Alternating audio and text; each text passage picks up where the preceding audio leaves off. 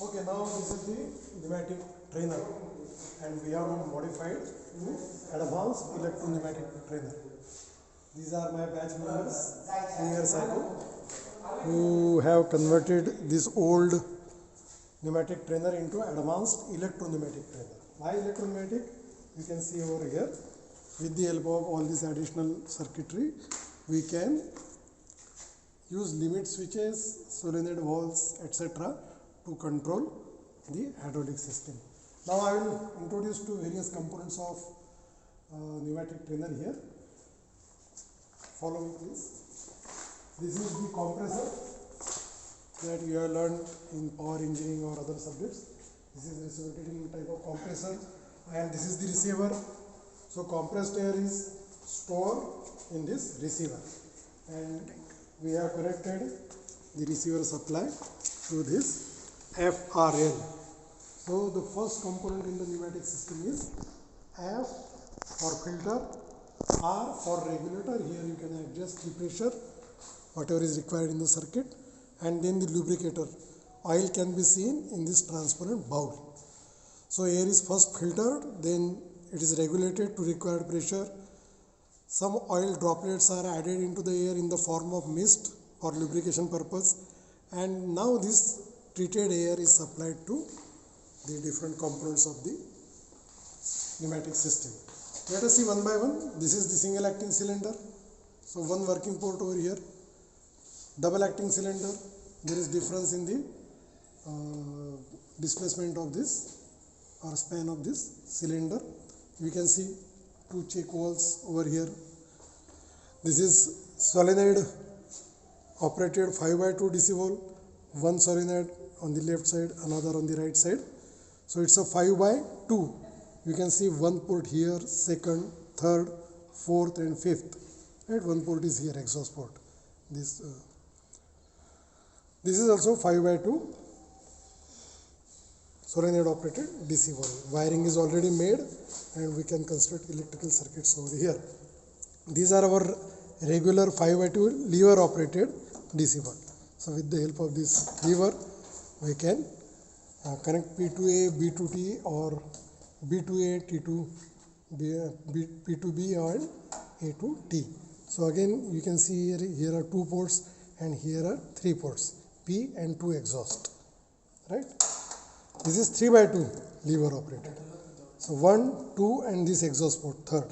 These are the 3 ports and 2 positions, 1, 2.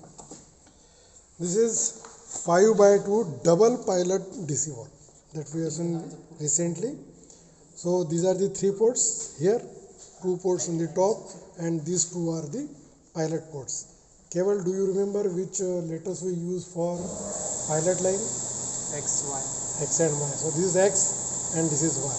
This is P, this is R, this is also R, A and B. Another 5x2 lever operated DC valve, one position, second position. This is the quick exhaust valve, the special variety of pneumatic valve, quick exhaust valve. This is 5x2 pilot operated. This is the only pilot port. So pilot port is there on one side only. So this is 1, 2, 3 ports below, 2 ports on the upper side, 5 ports pilot operated, 5x2. This is again you can see here X and Y written over here. So pilot operated 5x2 DC valve. These are the pilot ports. 3x2 pilot operated. Only one pilot port is here, X, and 1, 2, 3 ports. So 3x2.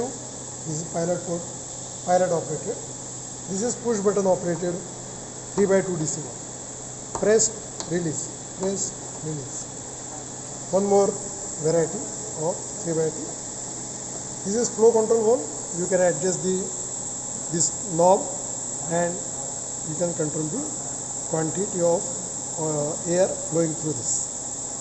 This is the twin pressure valve, logic and twin pressure valve. So 2 input, 1 output. Twin pressure valve. This is shuttle valve. Here also 2 input, 1 output, but this is logic OR. So if any of the input is present, you will get output. This is 3x2 roller operated. So you can see here roller. When this piston moves forward and presses this roller, it goes inside, and second connection comes into picture. So roller operated, this is also roller operated DC valve, this is also roller operated. Now this is A0 that we have seen recently. As this piston is in retracted mode, this valve is in pressed condition. These are the limit switches which we use for electric. Now this is open. When it gets pressed, it will become electrically closed. So initial position, see now this is pressed. So this limit switch is giving signal to some device that this particular piston is in retracted position. This is 3x2 roller operated DC valve. Now see, this is not the electrical part, this is the electrical part. So this is mechanical valve, roller operated DC valve. This is also roller operated DC valve. So we can have electro-pneumatic circuit or purely pneumatic circuit. In case of purely pneumatic circuit, these two valves will be into the circuit. In case of electro-pneumatics, for controlling purpose, we will use limit switches and solenoids. So here also limit switches are connected. So all the components on the pneumatic trainer that I have introduced to you. We can give power supply to this solenoid valve and limit switches. We can receive supply signal from limit switches to this and pass on to, these are the relays inside this. So through this system there is a logic we can construct, and with the help of which we can control that solenoid valve with the help of this limit switch. But we will have to make certain electrical connections over here.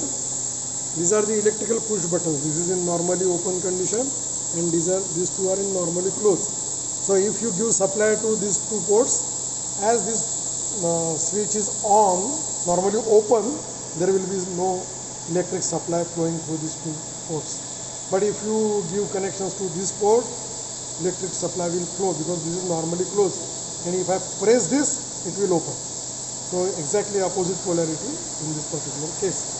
So these are the connections for power supply, positive and negative.